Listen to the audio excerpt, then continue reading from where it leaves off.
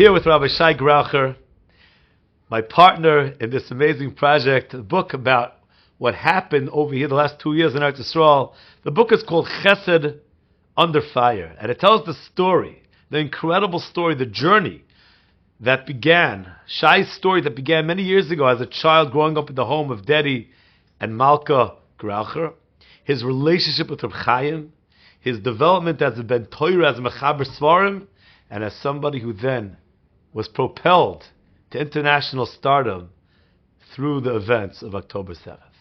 Here we're together, me and Reb Shai, and we are going to talk a little bit about some of the stories in this incredible book. Really, it's not a book. I look at it as it's like a journey. It's a journey into your neshama, into your relationship with Reb Chaim, into your relationship with your parents and your father, and into your relationship with Klal Yisrael. And I want to start talking about, you did so many amazing things from the beginning of the war. I mean, from buying a pony for a little boy on the border, on the north under fire. Literally, under fire.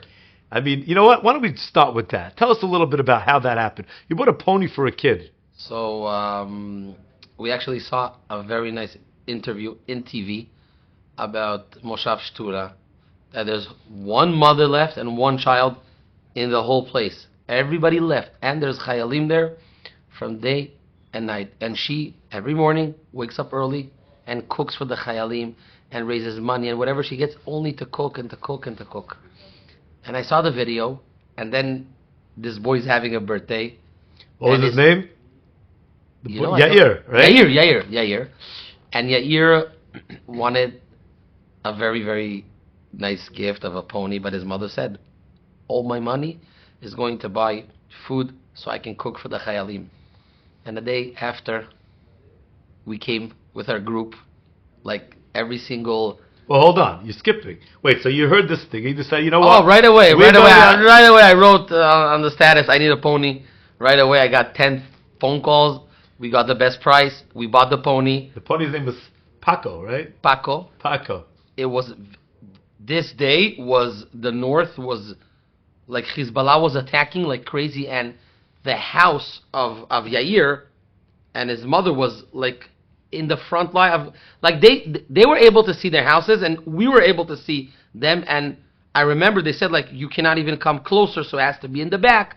And the minute we came already, they told us to hide. We went into the house with the Chayalim, and it took a few minutes till we got Paco out. And if you would see the smile. You know what? It wasn't just the koyach for the kid, for the mother. That she's seeing that people are coming from, we had people from Toronto, from New York, from London, and the love and the support. And I remember asking, it's on the video, did you think you're going to get it? Your dream? Like, you said something on TV and a day after? He says, yes, itpalalti.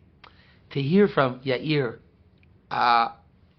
emunah, pshuta, of tefillah, that yes, I daven and miskabel.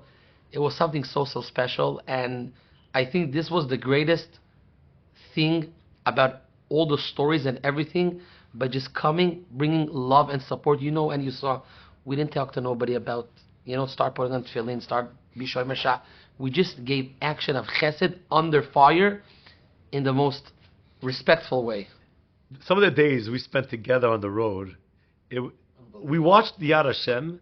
I mean, watching you in action is like it's like HaKadosh Baruch Hu is with you every step of the way. I could be made. I could testify. I saw things happen. The things that happen with you, the connections. The families we went. Families, and you sit with every family.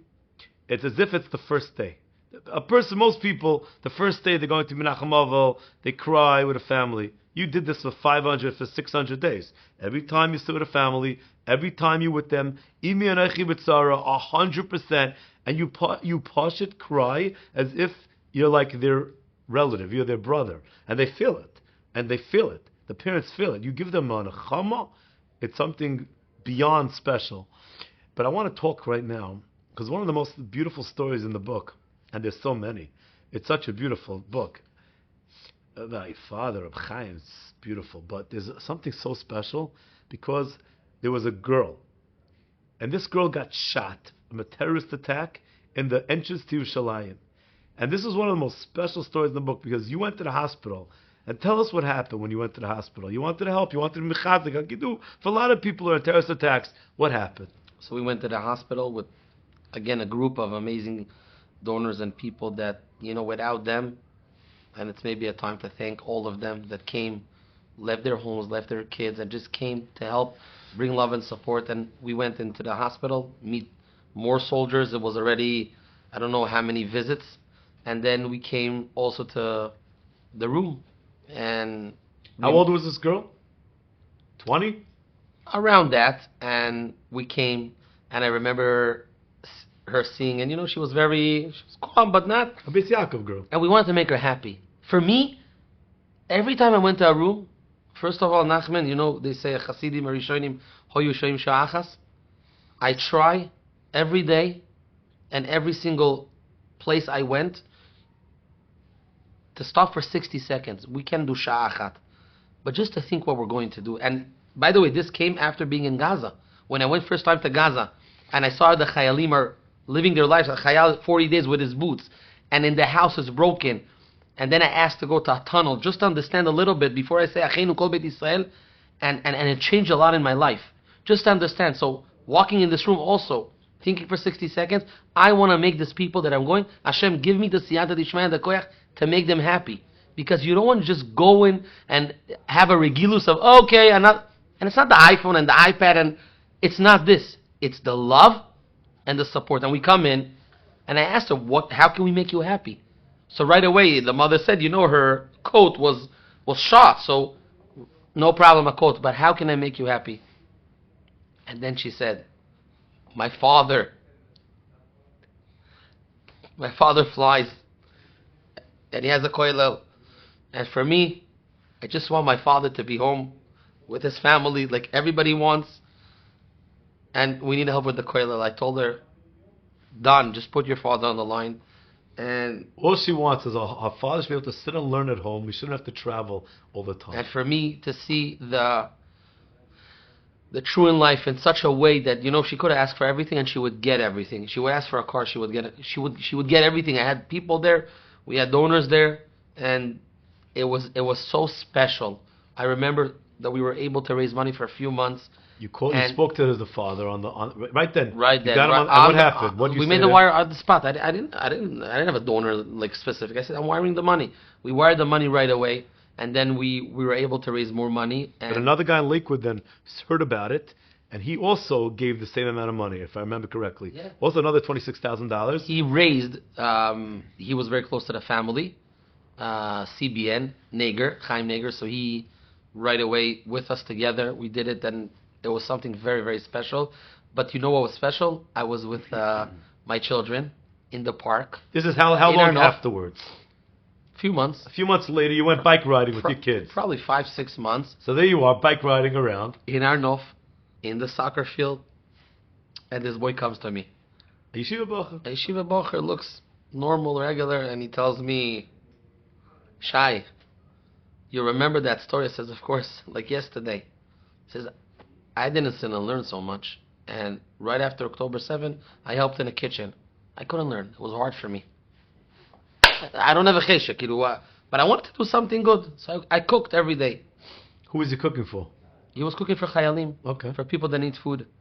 And he said, after seeing this video of this girl, I told him I'm done with kitchen, and I'm going to sit and learn.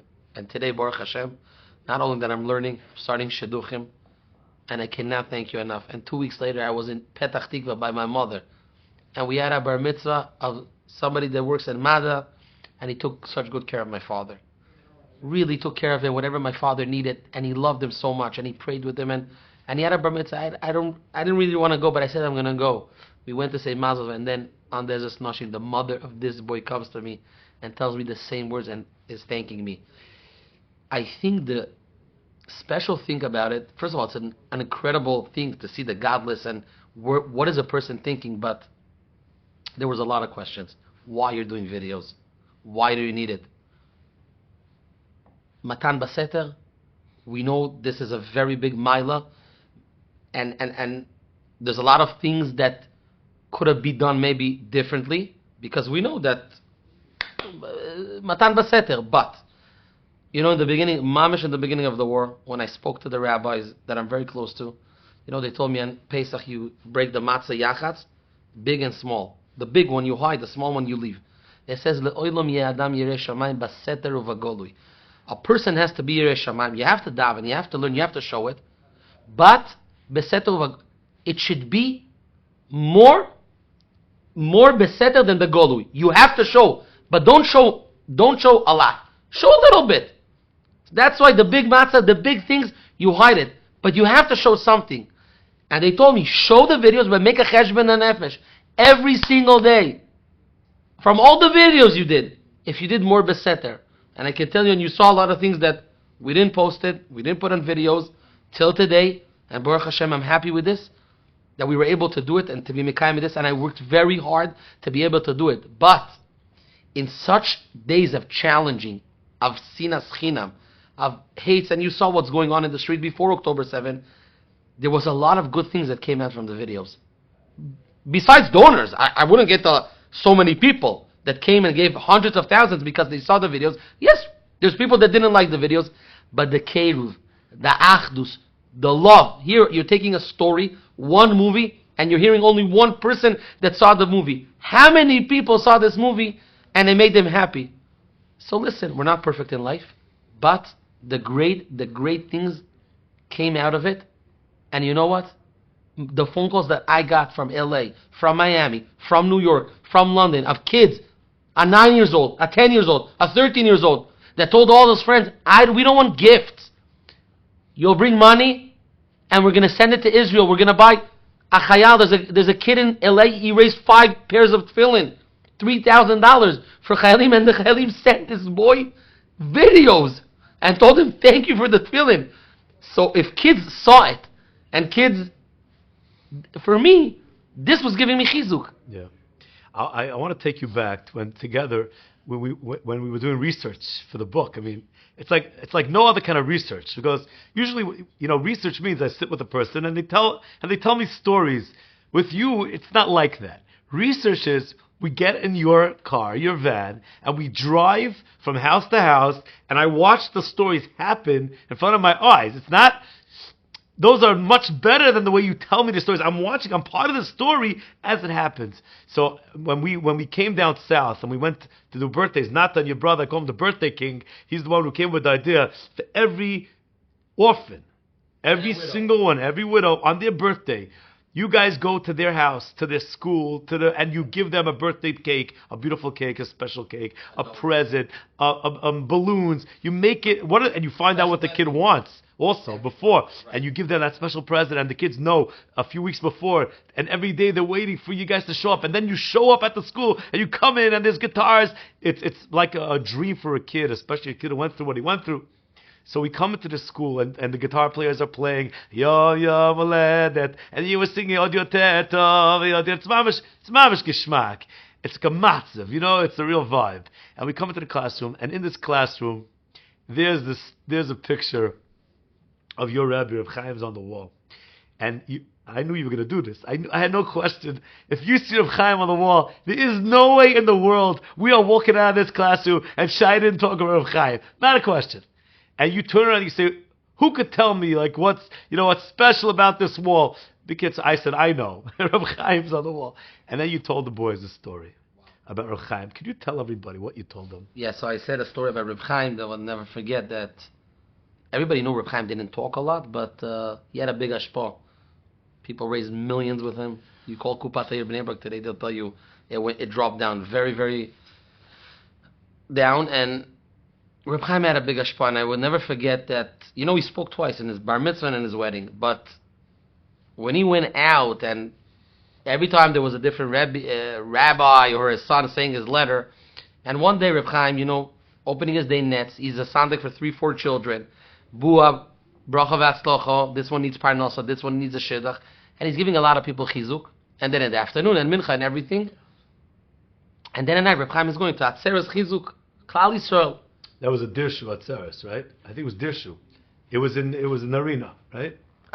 One of them probably. Because that was I remember they came with they put up his tent. Prob- they walked through. Probably. I was there that night writing for Dirshu. So probably that, yeah. It was a very big event. Huge event. Everybody saw it. It was video live on the internet. There was places that they didn't have enough place, so they made in this city. It was a big event. It was a big event, and Reb Chaim walks in, sits with the Gemara, like always, and then he comes home. I want to just say, but that event, I never saw the reaction of the crowd. We're talking about, I don't know, 15,000 people, and the whole stadium is packed. And Reb Chaim's sitting with a Gemara. When he comes through the tent, the place feels like as if Havda, the biggest rock star in the world, walked in. This was And what's the action? The action is the old tzaddik sitting with the Gemara, and they were jumping and they're singing. And I felt like at that moment I said, we're Klal Yisrael, we're alive. So that was the night that you're talking about. So after that long night, coming home. He comes back to Bnei Brak. Everybody got chizuk that day, and he goes sits, and then he tells his grandson to check if someone's at the door. Why, you heard the knock? No, there wasn't a knock. Check if someone's at the door. It was a house. Everybody came and went. And the other grandson said, Zedikiru, can I be a chutzpah? Who cares if someone's at the door? You were just gave the whole world chizuk. What do you need? Is everything okay? And then he told him b'shem astaypter, Yehudi lo yodea b'schut ma hu chai. Means, Reb Chaim said, could be, I did everything today. I helped the whole entire world. Everybody got chizuk. This one is that. But could be this yid that 1 o'clock at night is standing at the door. And what does he need? What am I going to give him? A bua? A smile? Maybe this person is giving me the schus to be alive and to live this life. And this is what I saw by Reb Chaim till his last day. And my father the last day. My father died with a WhatsApp Shai transfer 18,000 shekel for this couple that their son is going through cancer. He didn't even know them. He didn't know anybody. He just helped. You heard the story. He helped. And every day when I wake up in the morning and people saw me in the middle of the war, I remember in the first deal after 60, I says 100 days will be 100 days, Mea Yamim, unbelievable. And we're here after 650 days, and it's not ending. There's a boy that wasn't even born yet. There's another widow that has to have a baby that Baruch Hashem, my wife took upon herself to take care of everything, but especially the idea of widows that going to the delivery room without a husband, just being there alone with a picture of this husband, 34 widows, and we had the schus to be there in the brisim, in the simchas, helping with night nurses, helping with strollers, clothing, with so many amazing and incredible donors that understood, and it's not ending. It's not, and there's so much to do, and it's a pain of every single day. But every day when I'm thinking about my father, how he lived, and how he left this world, and Reb Chaim, about the stories, I couldn't ask for better two role models. To lose a father, Ruchni and Gashmi, in 2 years is not an easy thing. It's like what your father went through when he lost both parents in Lahavdil. Your father lost both parents in a year and a half. Yes. And I think and I believe that this gives me the koach. Of course, my mother should have a richus yomim. Right away, open their house. Everybody can come. My wife was taking care of everything there. Your mother's amazing, by the way. My mother's like a tzaddikus. My mother's She's a balas chesed. She's a true balas chesed. She raised kinderlach.